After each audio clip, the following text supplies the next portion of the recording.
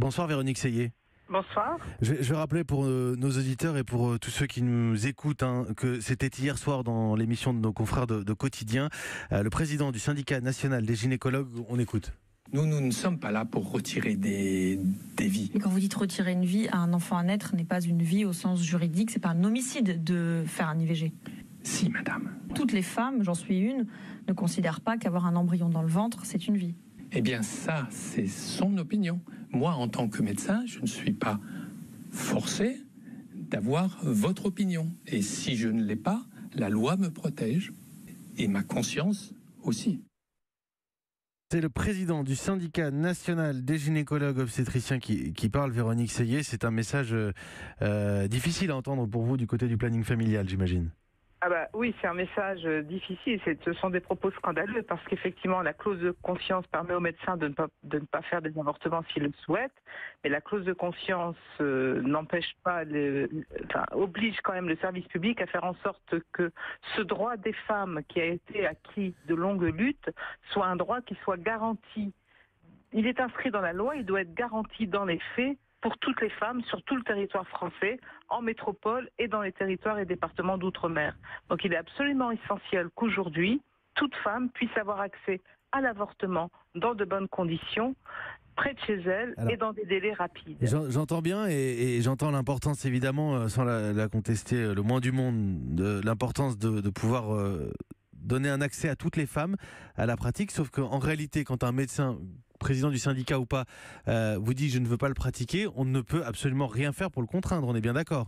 Oui, et c'est bien pour ça que nous combattons cette double clause de conscience sur l'IVG, parce qu'effectivement, aujourd'hui, tout médecin peut refuser de faire un acte médical pour toutes les raisons qui lui appartiennent, que ce soit des raisons religieuses, personnelles, etc. Donc on stigmatise l'avortement avec cette double clause de conscience sur l'IVG.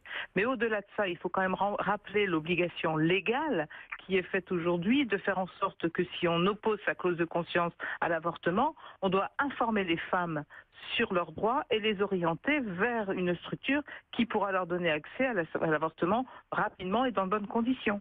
Je rappelle aussi, et ça c'est dans l'actualité, qu'il y a cet hôpital de la Sarthe, hôpital de Bailleul, qui ne pratiquait plus les interruptions de volontaires de grossesse faute de personnel acceptant de pratiquer les IVG. Marlène Schiappa a annoncé en fin de semaine dernière que l'activité reprendra à la fin du mois. Vous savez comment elle va procéder ? Oui, écoutez, ces situations-là, on la voit dans la Sarthe, mais on la voit aussi sur d'autres territoires.